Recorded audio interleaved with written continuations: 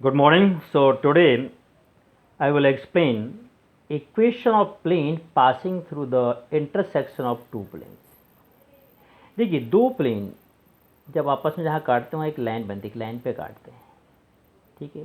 जैसे ये दो दीवारें मिल रही हैं तो ये लाइन पे आ रहे हैं एक, ठीक ये।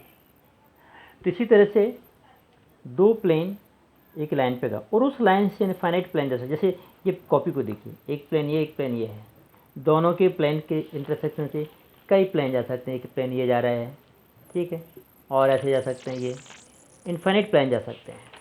तो दो प्लेन के इंटरसेक्शन से जाने वाले प्लेन का इक्वेशन क्या होना चाहिए, कैसे बनाएंगे।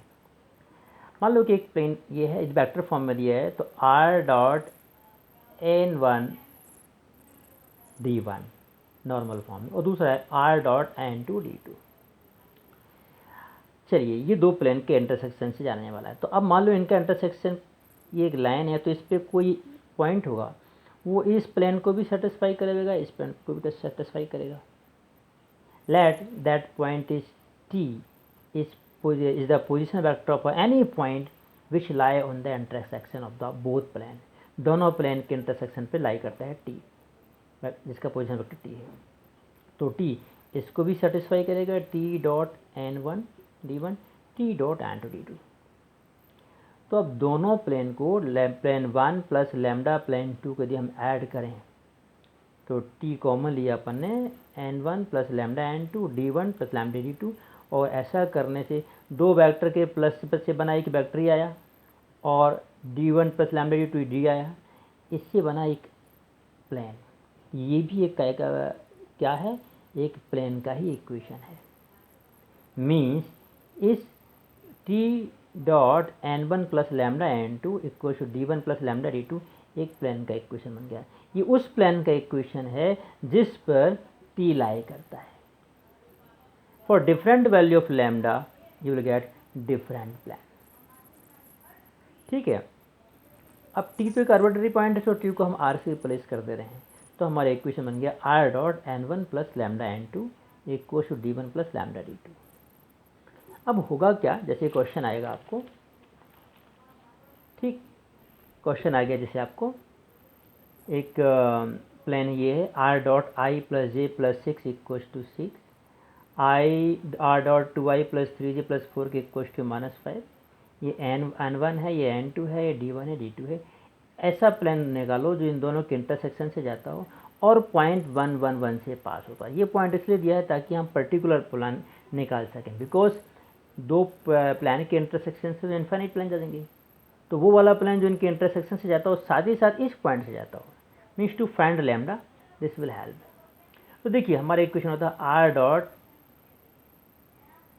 Dot n1 plus lambda n2 equal to d1 plus lambda d2। इसमें अपन ने n1 n2 d1 d2 का जमा दिया है। r dot n1 plus lambda n2 plus d1 minus 5 lambda, ये इसको सिंप्लीफाई किया तो 1 प्लस 2 लैम्डा आई, यहाँ पे 1 प्लस 3 लैम्डा जे, ऐसे बना लिया। अब ये प्लेन, इस प्लेन पे कौन लाई करता है, 1 1 1, ठीक। तो 1 1 1 आर इक्वल टू क्या है यहाँ पे, x I plus by J plus Z के। तो आर की वैल्यू हो गई, एक्स की वैल्यू 1, बाई की वैल्यू 1, जेड की वैल्यू 1, आई प्लस जे प्लस के, आर की जगह पे हम आई प्लस जे प्लस के यहाँ डाल देते हैं। तो अब i plus j plus k dot इतना इक्वल टू इतना, तो इसका डॉट प्रोडक्ट करेंगे तो 1 plus lambda 1 plus 2 lambda into 1, 1 plus 3 lambda into 1, यहाँ जे का कोफिशिएंट 1 है, 1 plus 4 lambda into 1 equal to 6 minus 5 lambda. इस पूरे को सॉल्व किया तो लैम्डा की वैल्यू आ गई 3/2, और फिर ये लैम्डा की वैल्यू वापस आप इस इक्वेशन में डाल दो। So finally r dot you will get this equation. So you will be given like this two plane in vector form। तो हमें Sn का एक इक्वेशन बनाना है इनके इंटरसेक्शन से जाने वाला, और n1 n2 और b1 n1 n2 और d1 d2 इसमें रख देना है। फिर जो पॉइंट दिया है, या मान लो 1 1 की जगह 2 3 5 दिया होता तो r की वैल्यू 2i प्लस 3j + 5 के रखते और लैम्डा निकाल के वापस यहाँ डाल देते हैं। अब आपको ये बताता हूँ कि यदि प्लेन ऐसे नहीं कार्टेशियन में दिए हों,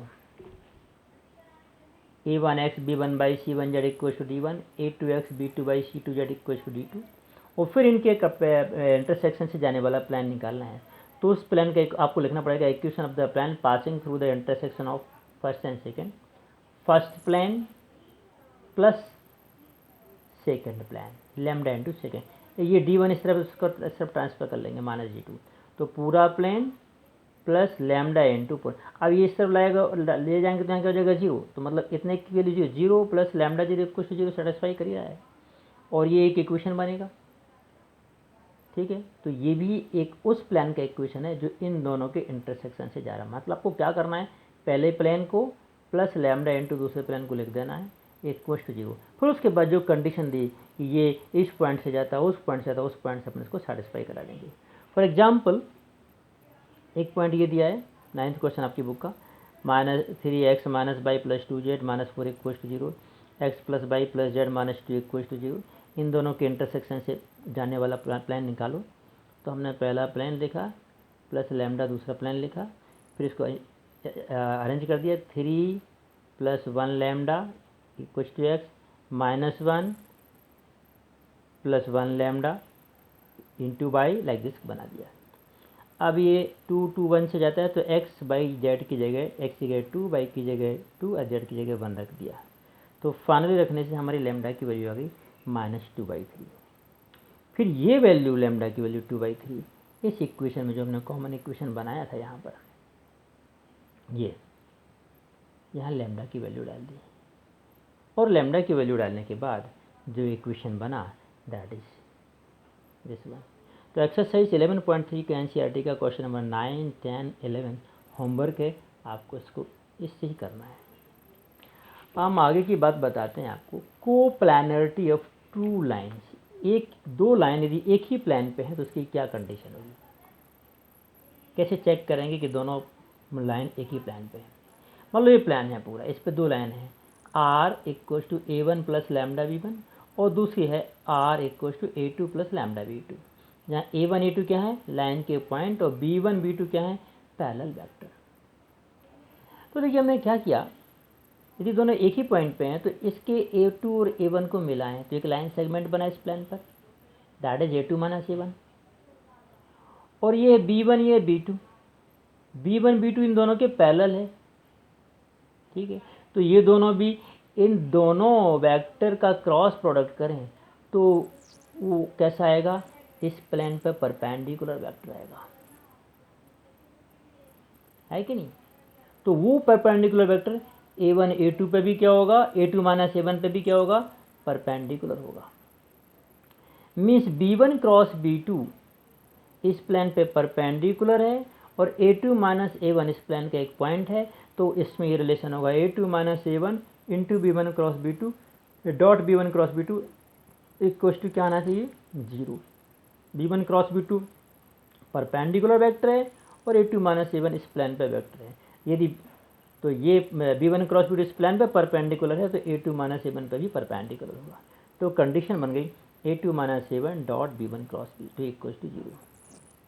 क्वेश्चन ऐसे आएगा, मान लीजिए अपन को एक लाइन दी, ये a1 हो गया लैम्डा b1, a2 हो गया लैम्डा ये b2 हो गया। तो हम a2 - a1 निकालेंगे पहले, -i - 3i करके, है ना।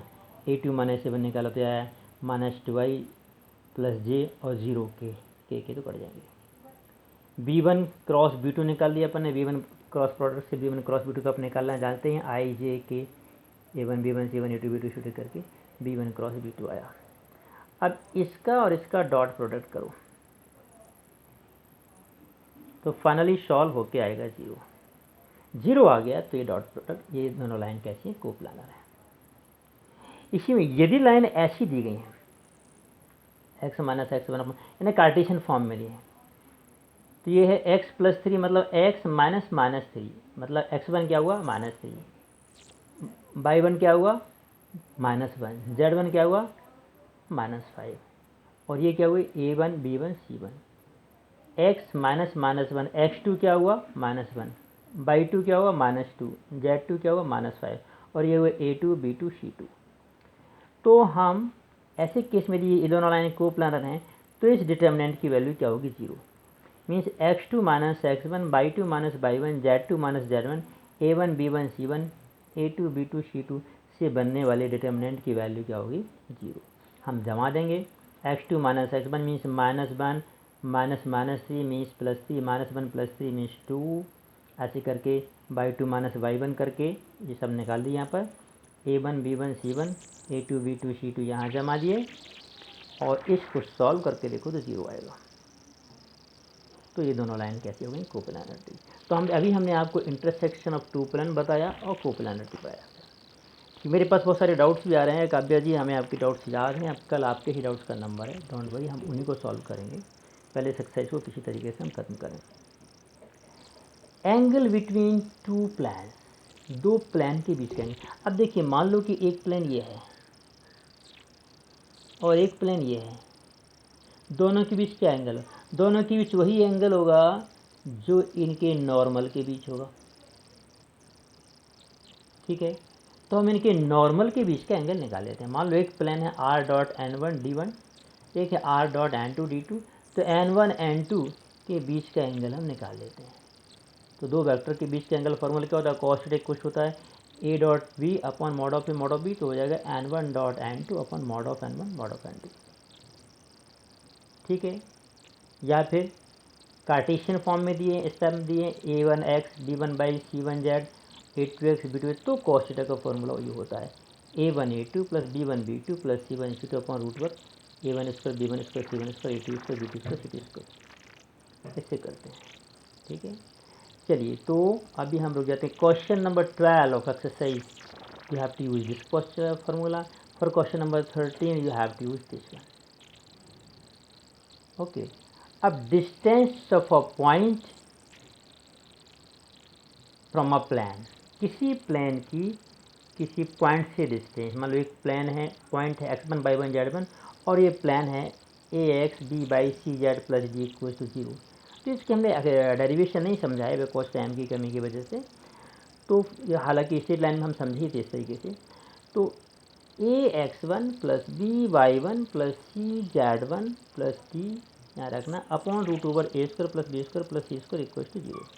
जैसे एग्जाम्पल के लिए x1 y1 z1 ये पॉइंट है, ये प्लान है, तो ax1 2 into 3 -1 into -2 2 into 1 plus 3 √2² plus -1² plus 2²।